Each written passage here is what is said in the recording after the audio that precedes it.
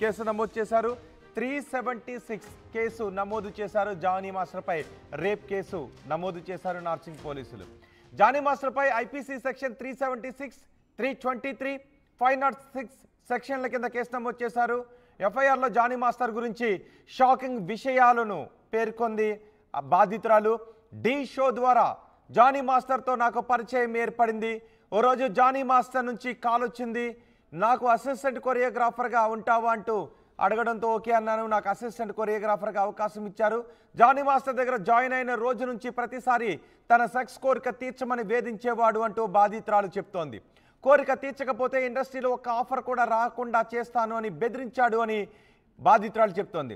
Shooting జరుగుతున్న టైంలో నా వ్యాన్లోకి వచ్చి తన ప్యాంట్ జిప్ తీసి నాపై బలవంతం చేయబోయాడు అంటూ బాధితురాలు ఇందులో పేర్కొంది.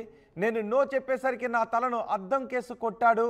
మణికొండలోని నా ఫ్లాట్కి కూడా అర్ధరాత్రులు వచ్చి కోరిక తీర్చాలి అని చాలాసార్లు తనపై దాడికి పాల్పడ్డాడు అని బాధితురాలు ఈ ఫిర్యాదులో పేర్కొంది.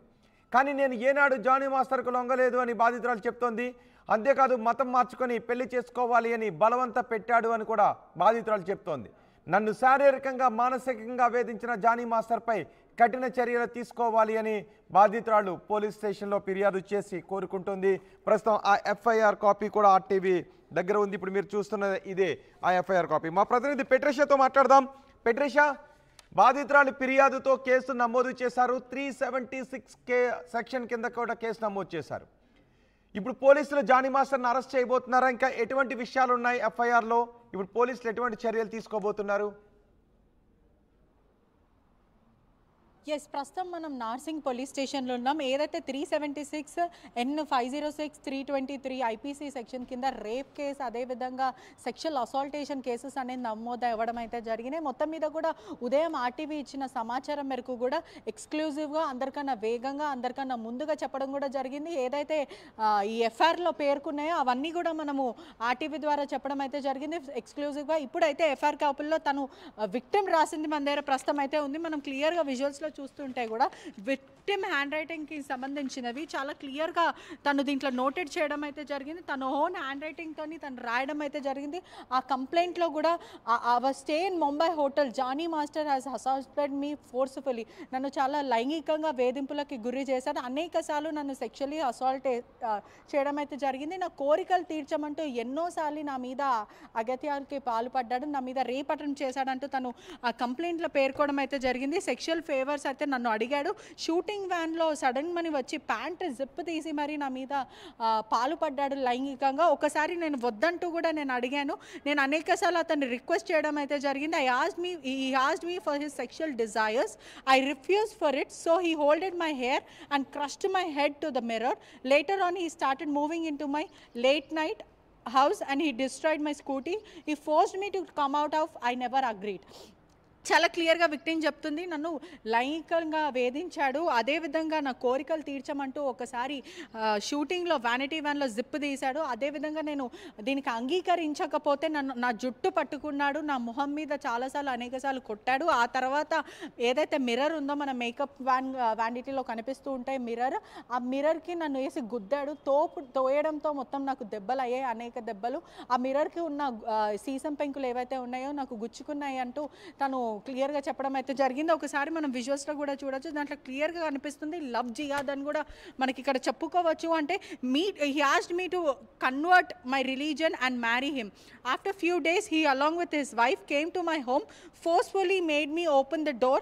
They came forcefully started questioning me about religion, and within second he came and slapped me with many times. అంటే అతను మరి అతని వైఫ్ ఎవరైతే ఉన్నారో ప్రస్తుతం తను కూడా గతంలో హిందూగా ఉండే ముస్లింలో కన్వర్ట్ అయింది. ఆయిషాగా కూడా తనకి పేరు పెట్టారని తెలుస్తుంది.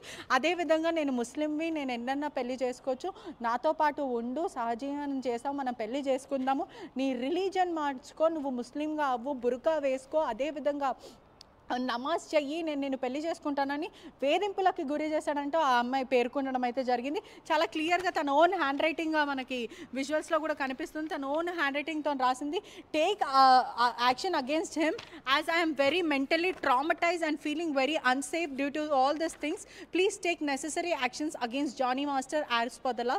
Thank you your sincerely victim.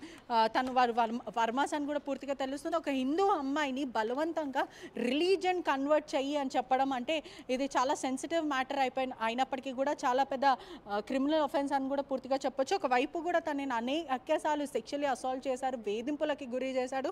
నేను డీలో కూడా నేను పాల్పడ్డాను, ఏదైతే డీలో నేను పార్టిసిపేట్గా నేను చేశానని చెప్తుంది. ఏదైతే పూర్తిగా కూడా నేను వచ్చి కూడా సుమారుగా హైదరాబాద్కి 2017-18 ఆ పాయింట్ ఆఫ్ టైంలో నేను వచ్చాను. 19లో డీలో నేను పార్టిసిపేట్ చేసినప్పుడు జానీ మాస్టర్ ఇంట్రడ్యూస్ అయ్యారు. జానీ మాస్టర్కి అసిస్టెంట్ చేయడం మొదలుపెట్టాను. అప్పుడు నేను మైనర్ని అని తను చెప్పడం అయితే జరుగుతుంది. తన ఇప్పుడు ప్రజెంట్ తన ఏజ్ వచ్చి కూడా 21 years అని కూడా పూర్తిగా అయితే తెలుస్తుంది. తను మైనర్గా ఉన్నప్పటి నుంచి కూడా తన సెక్షువల్ డిజైర్ ఈ అమ్మాయి ద్వారా తీర్చుకున్నాడు.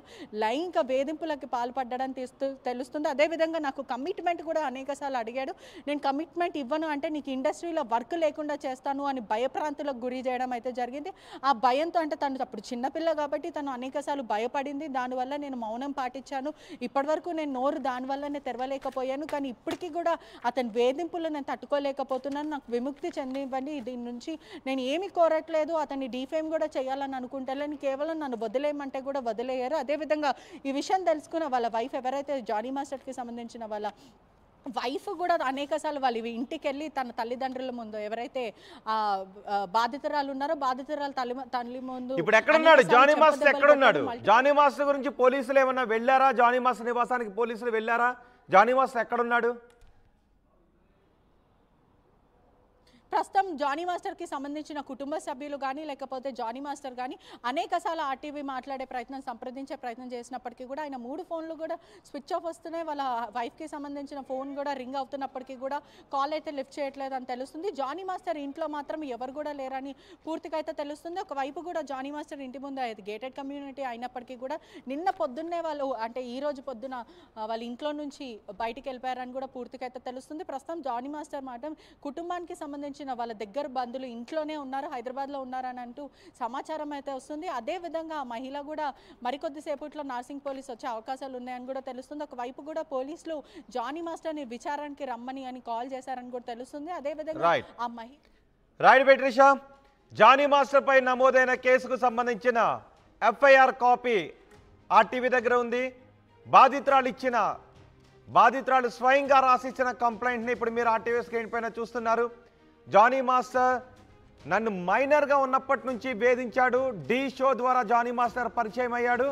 ఆ తర్వాత తనకు అసిస్టెంట్గా జాయిన్ అయ్యాను. తను జాయిన్ అవ్వమని అడిగితే ఆ తర్వాత తన కోరిక తీర్చమని చాలాసార్లు వెంట పడేవాడు. ఒకసారి తన ప్యాంట్ జిప్పు తీసి కూడా తనతో అసభ్యకరంగా ప్రవర్తించబోయాడు. నేను తన బారి నుంచి బయటపడ్డాను. కానీ ఇంటికి వచ్చి తలుపులు కొట్టేవాడు. తన బైక్ను కూడా ధ్వంసం చేశాడు. ఒక దశలో తనను అద్దం కేసు కొట్టడంతో తనకు దెబ్బలు కూడా తాకాయి అంటూ ఆ ఫిర్యాదులో పేర్కొన్నారు. బాధితురాలు ఇచ్చిన ఫిర్యాదుతో 376